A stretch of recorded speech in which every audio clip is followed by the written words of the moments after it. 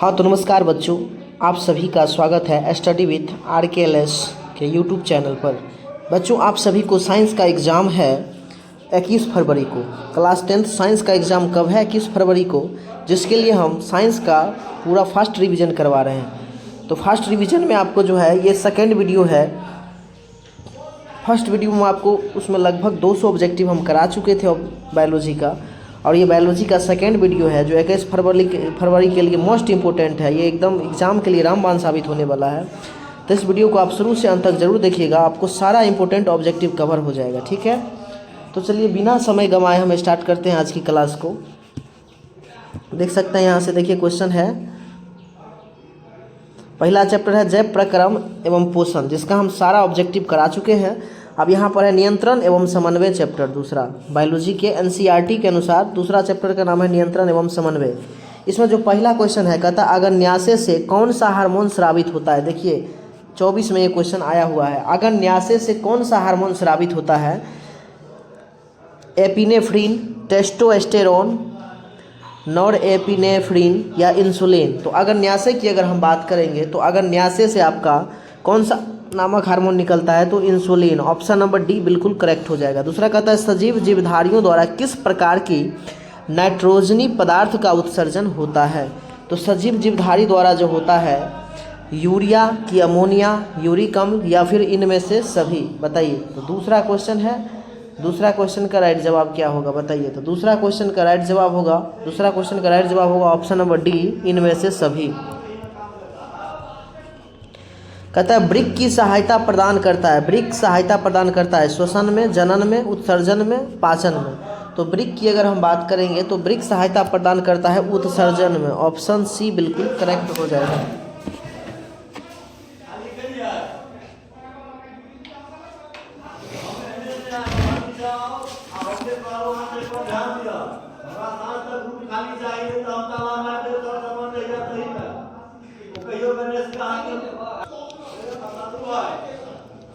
चलिए 3 number question, brick कहता है ब्रिक सहायता प्रदान करता है किसमें? तो ब्रिक सहायता प्रदान करता है उत्सर्जन में। ऑप्शन सी हो जाएगा। चलिए क्वेश्चन नंबर नेक्स्ट, कहता है निम्नलिखित में कौन मनुष्य का एक उत्सर्जी अंग नहीं है?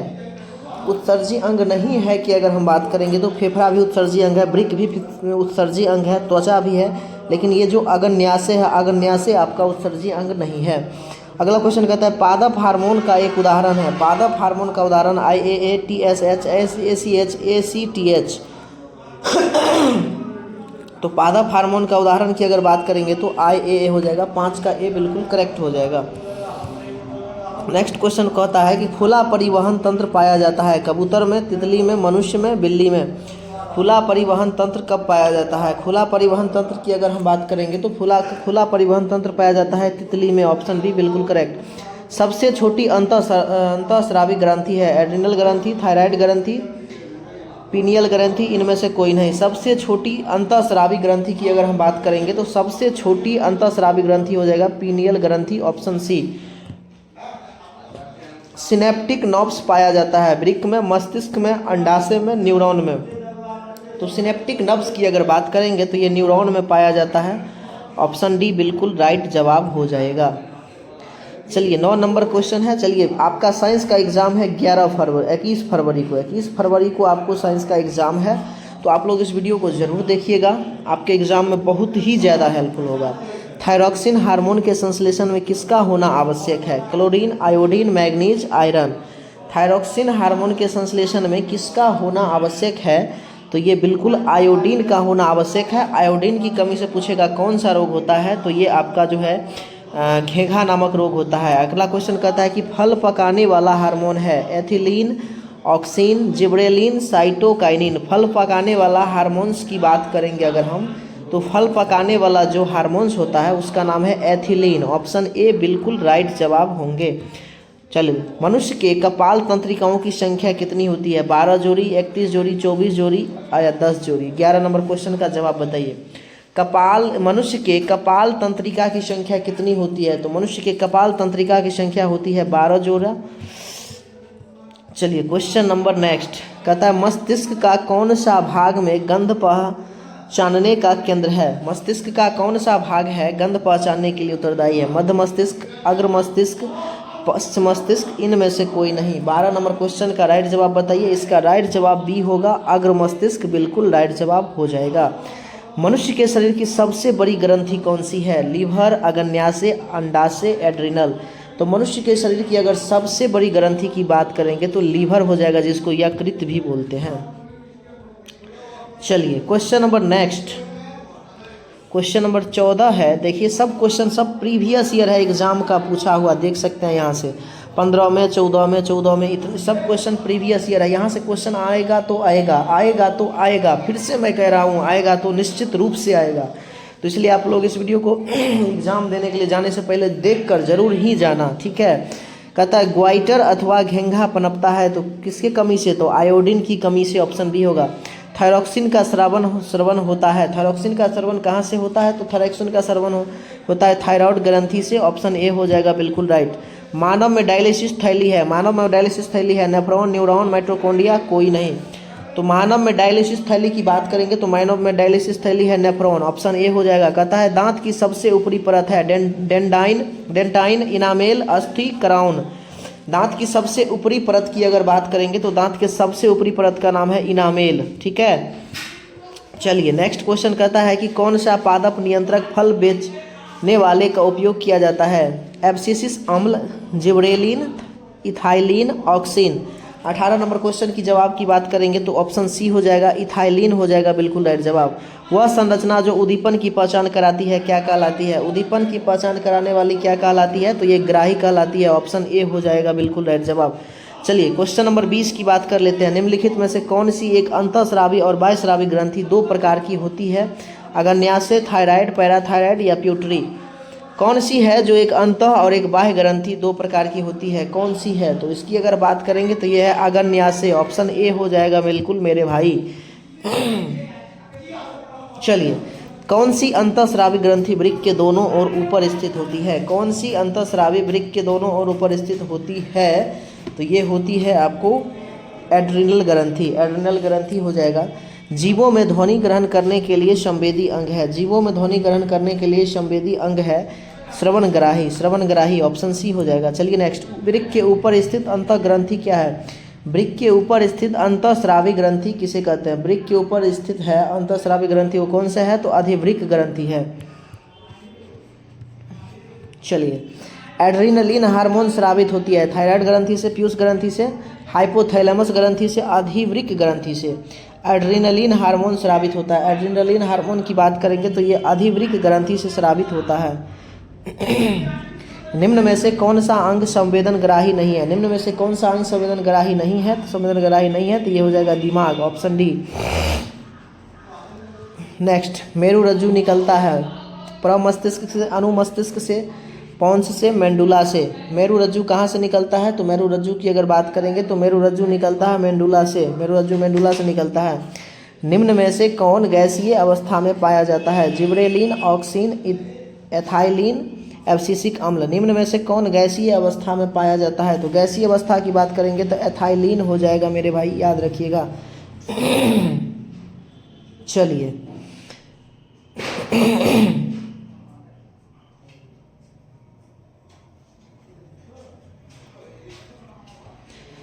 कहता है निम्नलिखित में से कौन सा पादप हार्मोन है? निम्नलिखित में से कौन सा पादप हार्मोन है? तो पादप हार्मोन की अगर बात करेंगे तो साइटोकाइनिन हो जाएगा, ऑप्शन डी। दो तंत्रिका कोशिका के मध्य खाली स्थान को क्या कहते हैं? अथवा दो न्यूरॉनों के संपर्क बिंदु को क्या कहते हैं? तो इस क्वेश्चन का राइट जवाब होगा ऑप्शन बी, सिनेटिक दरार कहते हैं या सिनेपस कहते हैं। चलिए नेक्स्ट, मस्तिष्क उत्तरदायी है, मस्तिष्क उत्तरदायी है, मस्तिष्क उत्तरदायी है हृदय उपरोक्त सभी के लिए, सोचने के लिए, हृदय स्पंदन के लिए, शरीर के संतुलन बनाने के लिए, अर्थात उपरोक्त सभी के लिए, ऑप्शन डी हो जाएगा। बहुकोशिकीय जीवों में निम्न में से किस प्रकार का समन्वय पाया जाता है? बहुकोशिकीय जीवों में किस प्रकार का समन्वय पाया जाता है? तो रासायनिक समन्वय और तंत्रिका समन्वय, अर्थात ऑप्शन सी दोनों हो जाएगा। क्वेश्चन नेक्स्ट, तंत्रिका कोशिका कितने प्रकार की होती है? तंत्रिका कोशिका की अगर बात करेंगे तो तंत्रिका कोशिका 3 प्रकार की होती है। प्रतिवर्ती चाप बनते हैं, प्रतिवर्ती चाप कहाँ बनते हैं? मेरुरज्जु में, मस्तिष्क में, पेशी ऊतक में, इनमें से कोई नहीं। प्रतिवर्ती चाप कहाँ बनते हैं? तो प्रतिवर्ती चाप की अगर बात करेंगे तो ये मेरुरज्जु में बनते हैं, ऑप्शन ए हो जाएगा। चलिए नेक्स्ट, शरीर की प्रधान नियंत्रक ग्रंथि किसे कहा जाता है? शरीर की प्रधान नियंत्रक ग्रंथि किसे कहा जाता है? तो ये कहा जाता है पीयूष ग्रंथि को। Option B. अंतःस्रावी ग्रंथि होती है, नलिका विहीन होती है। लैंगरहैंस की द्वीपिकाएँ कहाँ पाई जाती है?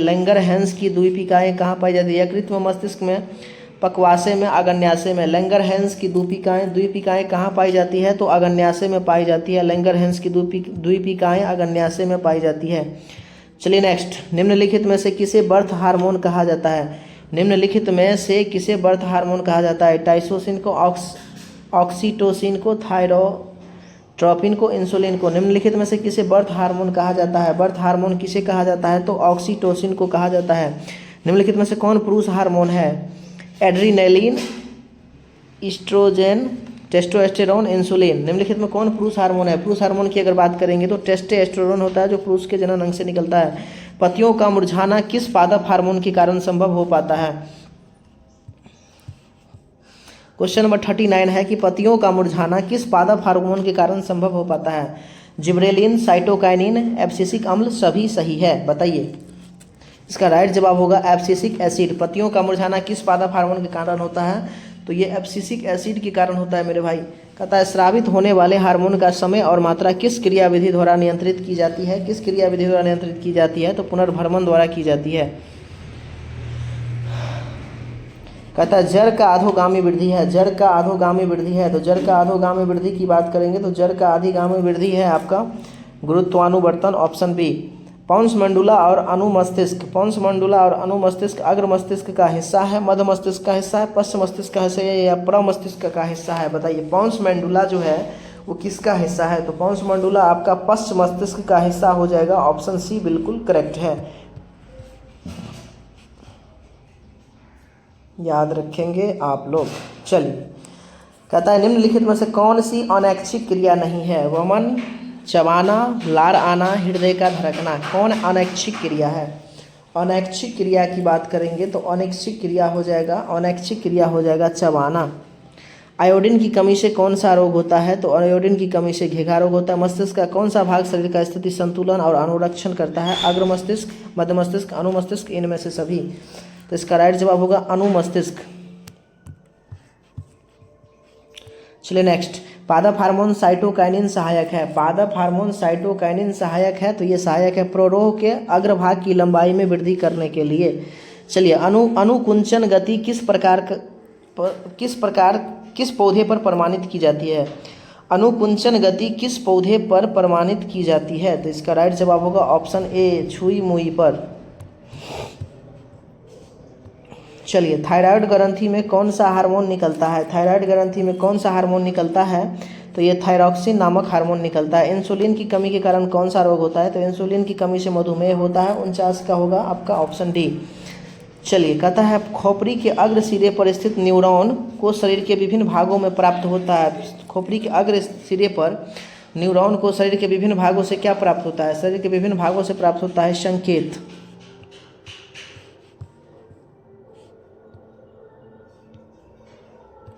चलिए नेक्स्ट, 51 नंबर कहता है अब टू ग्रंथि को थायरॉक्सिन हार्मोन बनाने के लिए आवश्यक है। क्या आवश्यक है? तो आयोडीन आवश्यक है। Option D. लीडिंग कोशिकाएं कहाँ मिलती है? लीडिंग कोशिकाएं की अगर बात किया जाए मेरे भाई तो लीडिंग कोशिकाएं वृषण में मिलती है। ऑक्सिन पादप हार्मोन पौधे की किस क्रिया में सहायता करता है मेरे भाई? तो ये वृद्धि में सहायता करता है, याद रखिएगा। तंत्रिका तंत्र भाग है मस्तिष्क का, रीढ़ का, रज्जु का, इनमें से सभी का। तो इनमें से सभी का हो जाएगा मेरे भाई ऑप्शन डी, याद रखिएगा मेरे भाई। एस्ट्रोजन, प्रोजेस्टेरोन एवं रिलैक्सिन हार्मोन स्रावित होते हैं अंडाशय से, वृषण से, एड्रिनल ग्रंथि से, अग्न्याशय से। बताइए। तो इसका राइट जवाब होगा अंडाशय से। इनमें से कौन मादा जनन हार्मोन है? तो मादा हार्मोन की बात करेंगे तो मादा हार्मोन हो जाएगा एस्ट्रीडियोल। Option C. कौन हेटेरोक्राइन ग्रंथि है? हेटेरोक्राइन ग्रंथि की बात करेंगे तो हेटेरो ग्रंथि हो जाएगा वृषण।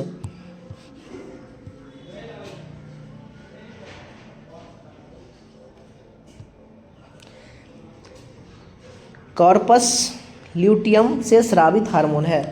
कॉर्पस ल्यूटियम से स्रावित हार्मोन कौन सा है? तो ये है आपका टेस्टोस्टेरोन।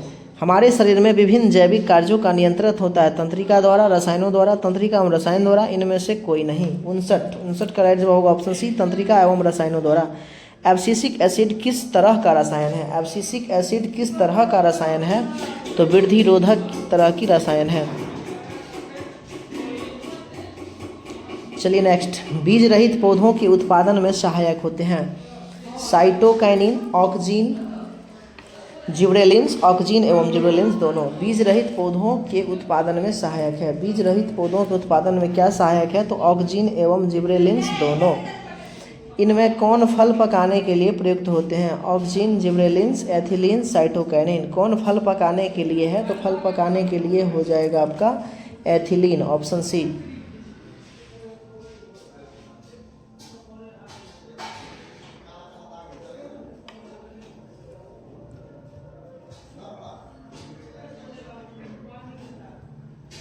मस्तिष्क का कौन सा भाग हृदय स्पंदन और श्वसन गति की दर को नियंत्रित करता है? मस्तिष्क का कौन सा भाग है जो हृदय स्पंदन और श्वसन गति की दर को नियंत्रित करता है? तो ये होगा मेंडुला।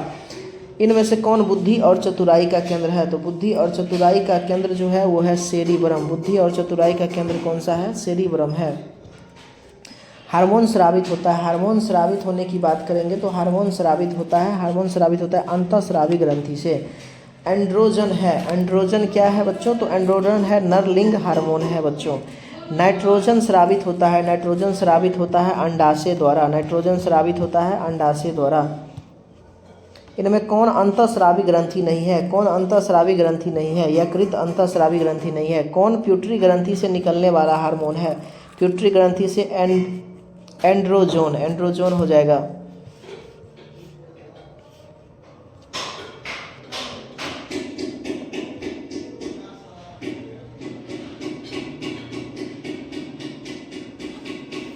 चलिए 70, मधुमक्खी का डंक एक अम्ल छोड़ता है जिसके कारण दर्द एवं जलन का अनुभव होता है। यह कौन सा अम्ल है? मेथनोइक अम्ल है, इथेनोइक अम्ल है, सिट्रिक अम्ल है, ऑक्जेलिक अम्ल है।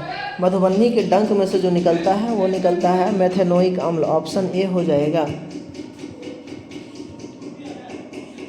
चलिए 71,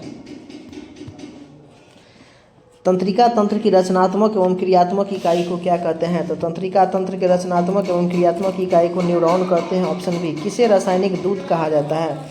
किसे रासायनिक दूध कहा जाता है? तो हार्मोन को रासायनिक दूध कहा जाता है। शरीर का संतुलन बनाए रखता है सेरिब्रम। शरीर का संतुलन बनाए कौन रखता है? सेरिब्रम रखता है।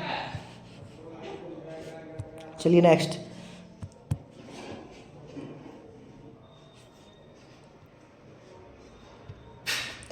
किशोरावस्था में होने वाले शारीरिक परिवर्तन का क्या कारण है? किशोरावस्था में होने वाले शारीरिक परिवर्तन का कारण है टेस्टोस्टेरोन और एस्ट्रोजन, यानी ए और बी दोनों। निम्न में से कौन पादप हार्मोन नहीं है? निम्न में से कौन पादप हार्मोन नहीं है? तो ऑक्सीटोसिन। पौधों में पशुओं की कोशिकाओं का वैज्ञानिक अध्ययन क्या कहलाता है? पौधों और पशुओं की कोशिकाओं का वैज्ञानिक अध्ययन क्या कहलाता है? तो इसका वैज्ञानिक अध्ययन जो कहलाता है, यहाँ 76 होना चाहिए, 66 लिखा गया है। 76 का राइट जवाब होगा ऑप्शन बी, कोशिका विज्ञान। मानव शरीर में सबसे लंबी कोशिका कौन सी है? मानव शरीर की सबसे लंबी कोशिका कौन सी है? तो तंत्रिका कोशिका। टेस्टोस्टेरोन स्रावित होता है कहाँ से? वृषण से। 78 का ये हो जाएगा।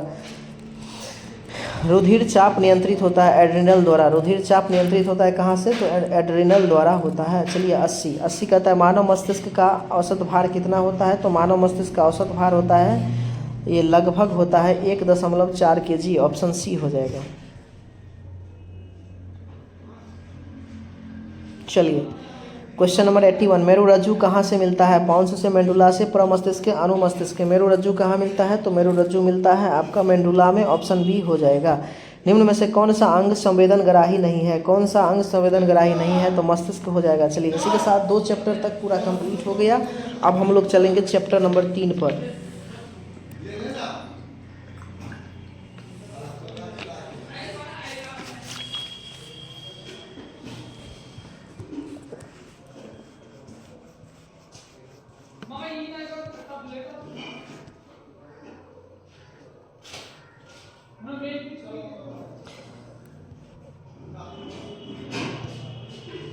चलिए चैप्टर नंबर जो 3 है, 3 चैप्टर का नाम है जीव जनन कैसे करते हैं। पहला क्वेश्चन, निम्नलिखित में नर युग्मक कौन सा है? अंडाणु, शुक्राणु, गर्भाशय, फैलोपियन नलिका।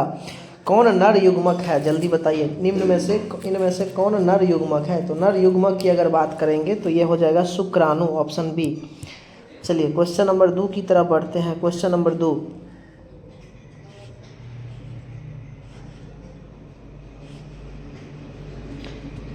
क्वेश्चन नंबर 2 कहता है द्विखंडन पाया जाता है स्पंज में, हाइड्रा में, जीवाणु में, इनमें से कोई नहीं। द्विखंडन कहाँ पाया जाता है? तो द्विखंडन पाया जाता है हाइड्रा में, ऑप्शन बी। वर्तिका भाग है, वर्तिका भाग है अंडाशय का। हाइड्रिला पाया जाता है, हाइड्रिला कहाँ पाया जाता है? तो हाइड्रिला जल में पाया जाता है। उभयलिंगी जीव का उदाहरण है, उभयलिंगी जीव का उदाहरण कौन सा है? तो हाइड्रा है उभयलिंगी जीव का उदाहरण।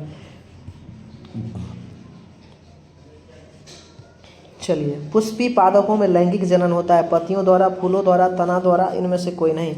पुष्पी पादप में लैंगिक जनन कहाँ होता है? तो पुष्पी पादप में लैंगिक जनन होता है फूलों द्वारा। बच्चों ये फास्ट रिवीजन बैच है, फास्ट रिवीजन है, इसलिए आप लोग इसको ऑप्शन को नहीं समझा रहे हैं, डायरेक्ट आंसर बताते जा रहे हैं कि आप लोग जल्दी से जल्दी कम से कम समय में रिवीजन कर सके, ठीक है ना।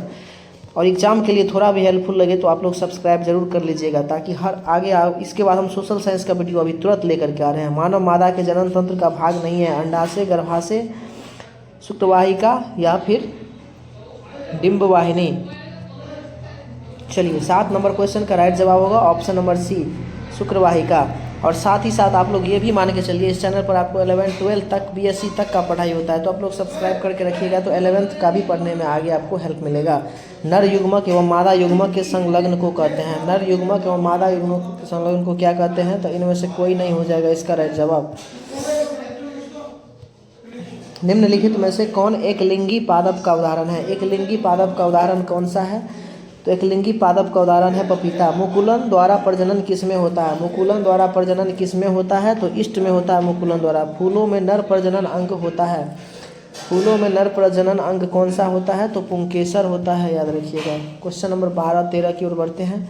द्विखंडन होता है किसमें? द्विखंडन किसमें होता है? तो द्विखंडन होता है अमीबा, पैरामीशियम, लिस्मेनिया, यानी इनमें से सभी में, ऑप्शन डी। इनमें से कौन जीव में बहुत विखंडन होता है? अमीबा, हाइड्रा, मलेरिया परजीवी, इष्ट में। 13 का राइट जवाब होगा ऑप्शन सी, मलेरिया परजीवी। 14 ब्रायोफाइलम में कौन सा भाग कायिक प्रवर्ध होता है? तो इसका राइट जवाब होगा ऑप्शन ए, पत्तियां।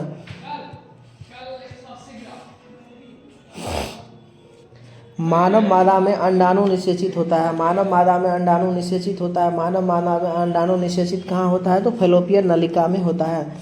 तने द्वारा कायिक प्रवर्ध होता है, तने द्वारा कायिक प्रवर्ध होता है पुदीना में, हल्दी में, अदरक में, यानी इनमें से सभी में।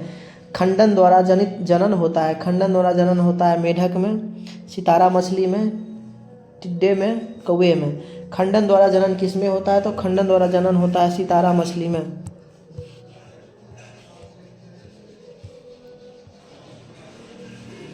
चलिए नेक्स्ट, कायिक प्रवर्ध संभव है, कायिक प्रवर्ध संभव है, कायिक प्रवर्ध संभव है जड़ द्वारा, तना द्वारा, पति द्वारा, अर्थात उपरोक्त सभी के द्वारा। तने पर उपस्थित कालियाँ पाई जाती है पुदीने में, आलू में, ब्रायोफिलम में, इनमें से सभी में। तो 19 का राइट जवाब होगा आलू में। तने पर अपस्थानिक कलियाँ कहाँ पाई जाती है? आलू में। मुकुलन द्वारा अलैंगिक जनन किस में होता है? तो मुकुलन द्वारा अलैंगिक जनन होता है हाइड्रा में, ऑप्शन ए। अलैंगिक जनन मुकुलन द्वारा होता है अमीबा में, ईस्ट में, प्लाज्मोडियम में, लेस्मोनिया में। अलैंगिक जनन मुकुलन द्वारा कहाँ होता है? तो अलैंगिक जनन मुकुलन द्वारा होता है ईस्ट में, ऑप्शन बी। निम्न में से कौन मानव में मादा जनन तंत्र का भाग नहीं है? कौन मानव में मादा जनन तंत्र का भाग नहीं है? तो ऑप्शन हो जाएगा आपका ऑप्शन नंबर सी, शुक्रवाहिका। पराग कोश में होते हैं, पराग कोश में क्या होते हैं? तो पराग कोश की अगर बात करेंगे तो पराग कोश में होता है परागकण। पराग कोश में क्या होता है? तो परागकण होता है। गतिशील जनन कोशिका को नर युग्मक तथा जिस जनन कोशिका में भोजन का भंडारण संचित होता है उसे क्या कहते हैं? तो उसे कहते हैं मेरे भाई, उसे कहते हैं मादा युग्मक। एड्स रोग का प्रमुख कारण क्या है? तो एड्स रोग का प्रमुख कारण है असुरक्षित यौन संपर्क। पंखुड़ियों का रंग अधिकतर कैसा होता है? तो पंखुड़ियों का अधिकतर रंग जो होता है वो हरा होता है, याद रखिएगा। चलिए 27, फूल का कौन सा भाग फल में बदलता है? फूल का कौन सा भाग है जो फल में बदलता है? तो फूल का अंडाशय भाग जो होता है वो फल में बदलता है। पराग नलिका की बीजांड की ओर वृद्धि करना किस प्रकार के अनुवर्तन से संबंधित है? किस प्रकार के अनुवर्तन से संबंधित है? तो रसायनुवर्तन से संबंधित है। चलिए नेक्स्ट, भ्रूण को माँ के रुधिर से ही पोषण मिलता है, इसके लिए एक विशेषण संरचना जिसे कहते हैं, एक विशेषण संरचना जिसे कहते हैं, इसे कहते हैं प्लेसेंटा। निम्नलिखित में से कौन पुनरुभवन का उदाहरण है? हाइड्रा, अमीबा, स्पाइरोगाइरा, इनमें से कोई नहीं, इनमें से कोई नहीं, तो हाइड्रा हो जाएगा। पुंकेसर पुष्प का कौन सा जननांग है? तो ये हो जाएगा नर जननांग है, ऑप्शन ए। यौन परिपक्वता की अवधि को क्या कहते हैं? किशोरावस्था, यौनावस्था, वृद्धि, इनमें से कोई नहीं। यौन परिपक्वता की वृद्धि को क्या कहते हैं? तो यौनावस्था कहते हैं। चलिए नेक्स्ट है, स्त्रियों में यौनावस्था के लक्षण है स्तनों की वृद्धि होना, नितंबों का उभरना, रजोधर्म का प्रारंभ होना, ये सभी। स्त्रियों में यौनारंभ के क्या लक्षण है? तो यौनारंभ के लक्षण की बात करेंगे तो यौनारंभ का लक्षण हो जाएगा ये सभी हो जाएगा। मनुष्यों में नर जननांग निम्नलिखित में से कौन सा है? तो वृषण हो जाएगा। 34 का हो जाएगा वृषण, मूत्रमार्ग, शुक्रवाहिका, यानी सभी हो जाएगा, इनमें से सभी। शुक्राणुओं का मोचन कहा जाता है। शुक्राणुओं का मोचन किसे कहा जाता है? तो शुक्रवाहिका को शुक्राणुओं का मोचन कहा जाता है। स्त्रियों में अंडाशय की संख्या कितनी होती है? स्त्रियों में अंडाशय की संख्या कितनी होती है? तो 2 होती है। स्त्रियों में अंडाशय की संख्या 2। मनुष्य में निषेचन के फलस्वरूप क्या बनता है? तो मनुष्य में निषेचन के फलस्वरूप युग्मनज बनता है। वृषण में बने शुक्राणु संचित होते हैं। वृषण में बने शुक्राणु संचित कहाँ होते हैं? तो अधिवृषण में संचित होते हैं, याद रखिएगा। बढ़ते हैं 39 की तरफ, 39 नंबर और 40 नंबर की तरफ। 39 नंबर क्वेश्चन कहता है, वैसे परिवर्तन जो जीवों के नियंत्रण में बाहर से होते हैं क्या कहलाते हैं? तो वो कहलाते हैं मेरे भाई, वो कहलाते हैं निकेतन, ऑप्शन सी। एक लिंगी पुष्प का उदाहरण है। एक लिंगी पुष्प के उदाहरण की बात करेंगे तो पपीता हो जाएगा। मानव जनन अंग किस आयु में परिपक्व एवं क्रियाशील होता है? मानव जनन अंग जो है सो किस आयु में परिपक्व होता है? तो 18 वर्ष की आयु में परिपक्व हो जाता है। चलिए, शुक्राणु का निर्माण होता है, शुक्राणु का निर्माण होता है, शुक्राणु का निर्माण होता है वृषण में। लिंग गुणसूत्र का पूर्ण जोड़ा कहाँ पाया जाता है? पुरुष में कि स्त्री में? लिंग गुणसूत्र का पूर्ण जोड़ा कहाँ पाया जाता है? तो स्त्री में पाया जाता है। हाइड्रा में प्रजनन की विधि निम्नलिखित में से कौन सा है? हाइड्रा में प्रजनन की विधि कौन सा है? तो हाइड्रा में प्रजनन की विधि हो जाएगा मुकुलन, याद रखिएगा। हाइड्रा में प्रजनन की विधि कौन हो जाएगा? मुकुलन। पुष्प का कौन सा भाग परागकण बनाता है? पुष्प का कौन सा भाग परागकण बनाता है? तो पुंकेसर जो है परागकण बनाता है। गन्ना, गुलाब एवं अंगूर की कृषि में किस जनन विधि का उपयोग किया जाता है? किस जनन विधि का उपयोग किया जाता है? तो ये हो जाएगा कायिक विधि का। कहता है मादा जनन तंत्र में दोनों अंडावाहिकाएं संयुक्त होकर एक लचीली थैलोनुमा संरचना का निर्माण करता है, उसे क्या कहते हैं? तो उसे कहते हैं गर्भाशय, ऑप्शन सी। माँ के रुधिर में पोषण मिलता है। माँ के रुधिर में पोषण मिलता है माँ के भ्रूण को। माँ के रुधिर से पोषण किसको मिलता है? भ्रूण को, यानी बच्चा को। मानव मादा में गर्भकाल का समय कितना होता है? तो 9 माह का होता है, ऑप्शन ए होगा 49 का। चलिए,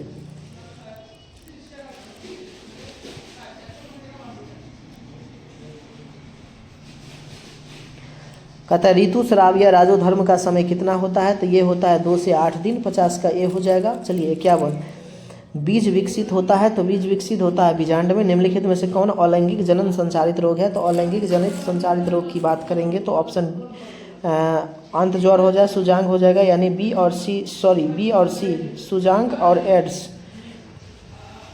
सुजांग और एड्स, यानी ऑप्शन डी, बी और सी दोनों हो जाएगा। चलिए 53, जनन कितने प्रकार से होता है? जनन की बात करेंगे तो जनन 2 प्रकार से होता है, ऑप्शन ए हो जाएगा। अगला है मानव में नर जनन ग्रंथि कहलाता है। मानव में नर जनन ग्रंथि कहलाता है वृषण। मानव में नर जनन ग्रंथि वृषण कहलाता है। भ्रूण का विकास होता है। भ्रूण का विकास होता है कहाँ? तो गर्भाशय में होता है भ्रूण का विकास। परागकोश में पाए जाते हैं, तो परागकोश में परागकण पाए जाते हैं। 56 का सी हो जाएगा। चलिए 57 की तरफ बढ़ते हैं। कहता है स्त्री केसर के आधारीय भाग को क्या कहते हैं? स्त्री केसर के आधारीय भाग को क्या कहते हैं? तो स्त्री केसर के आधारीय भाग को कहते हैं अंडाशय। पुंकेसर के अग्र भाग को क्या कहते हैं? तो पुंकेसर के अग्र भाग को परागकोश कहते हैं। निषेचन की क्रिया किस जीव में मुख्यतः होती है? निषेचन की क्रिया किस जीव में मुख्यतः होती है? तो पुष्पी पादप एवं जंतुओं में होती है। चलिए साइट की तरफ बढ़ते हैं। ये चैप्टर नंबर 3 है, यानी जिसको जनन बोलते हैं। जनन चैप्टर से बहुत ही ज़्यादा क्वेश्चन आता है, याद रखिएगा। पूर्ण विकसित अंडाशय कहलाता है। पूर्ण विकसित अंडाशय क्या कहलाता है? तो पूर्ण विकसित अंडाशय कहलाता है बीजांड। निम्न में से कौन सा जीवाणु जनित रोग नहीं है? जीवाणु जनित रोग नहीं की बात करेंगे तो जीवाणु जनित रोग अगर नहीं है तो वो होगा मस्सा। क्या होगा? मस्सा। अगला, निम्न में से कौन एक उभयलिंगी जंतु है? उभयलिंगी जंतु की बात करेंगे तो उभयलिंगी जंतु हो जाएगा केचुआ। उभयलिंगी जंतु क्या हो जाएगा? केचुआ हो जाएगा। अगला कहता है कि नर युग्मक तथा मादा युग्मक के संयोजक से क्या बनता है? नर युग्मक एवं मादा युग्मक के संयोजक से क्या बनता है? तो ये जाइगोट बनता है, जाइगोट बनता है। अगला क्वेश्चन है, स्त्रियों के मासिक चक्र में एक परिपक्व अंडाणु किस दिन अंडाशय से बाहर निकलता है? तो किस दिन अंडाशय से बाहर निकलता है? तो 14वें दिन निकलता है, याद रखिएगा।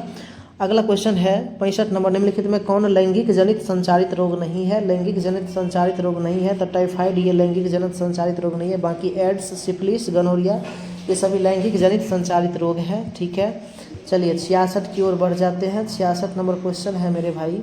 66 नंबर क्वेश्चन क्या कहता है? 66 नंबर क्वेश्चन कहता है अमीबा में अलैंगिक जनन किस विधि द्वारा होता है? तो अमीबा में अलैंगिक जनन जो होता है विखंडन विधि द्वारा होता है। पौधों में जनन अंग कहाँ पाए जाते हैं? तो पौधों में जनन अंग जो पाए जाते हैं पुष्प में पाए जाते हैं। निम्नलिखित में से किसे द्विखंडन नहीं होता है? निम्नलिखित में से किस में द्विखंडन नहीं होता है? तो द्विखंडन नहीं की बात करेंगे तो ईस्ट में द्विखंडन नहीं होता है, याद रखिएगा। चलिए 69, परागकण निम्न में से किसके अंदर बनते हैं? परागकण निम्न में से किसके अंदर बनते हैं? तो परागकोश के अंदर बनते हैं। निम्न में से कौन जीवाणु जनित रोग नहीं है? तो जीवाणु जनित रोग मस्सा की बात करेंगे तो ये जीवाणु जनित रोग नहीं है। बीज विकसित होता है। बीज विकसित कब होता है? तो बीज विकसित होता है आपको बीजांड में। बीज विकसित कहाँ होता है? तो बीजांड में होता है। चलिए क्वेश्चन नंबर 72, अलैंगिक जनन की विधि है। अलैंगिक जनन की विधि कौन सी है? तो बीजाणु जनन, मुकुलन, विखंडन, अर्थात इनमें से सभी हो जाएगा। ऑप्शन डी, घेघा रोग पनपता है किसकी कमी से? तो आयोडीन की कमी से। ऑप्शन सी हो जाएगा, याद रखिएगा। चलिए नेक्स्ट क्वेश्चन है कि प्रथम मस्तिष्क धर्म का प्रकट होना क्या कहलाता है? तो ये कहलाता है आपका जो है ऑप्शन नंबर बी हो जाएगा, मेनॉर्थ कहलाता है।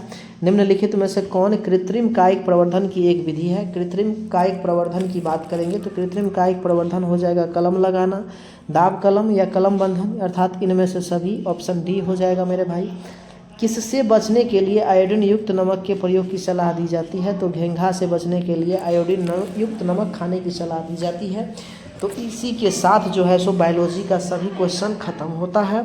आप लोग इस वीडियो को शुरू से अंत तक अगर देखे हैं, आपको थोड़ा भी हेल्पफुल लगा है, एग्ज़ाम की तैयारी के लिए बेहतर लगा है, तो आप लोग सब्सक्राइब कर लीजिए, क्योंकि आगे आने वाले हर वीडियो का नोटिफिकेशन आपके पास पहुंच सके। क्योंकि इसके बाद हम सोशल साइंस लेकर के आने वाले हैं, फिर नॉन हिंदी का क्लास अभी बाकी है, संस्कृत का क्लास बाकी है। तो सारा वीडियो आपको अभी से एग्ज़ाम तक chapter by chapter all chapter का ऑल ऑब्जेक्टिव देखने को मिलेगा, जो आपके एग्ज़ाम में बहुत हेल्प करेगा। साथ ही आप लोग 10th के बाद 11th में जाने वाले हैं, तो 11th के ऑल सब्जेक्ट की पढ़ाई भी इस चैनल के माध्यम से आपको देखने को मिलेगा। तो इसीलिए आप लोग ज़रा भी निराश नहीं होइए और चैनल को सब्सक्राइब तो ज़रूर कर लीजिए, ताकि हर आने वाली नोटिफिकेशन आपके पास पहुंच सके वीडियो का। चलिए मिलते हैं फिर नेक्स्ट वीडियो में, तब तक के लिए आप सभी को जय हिंद।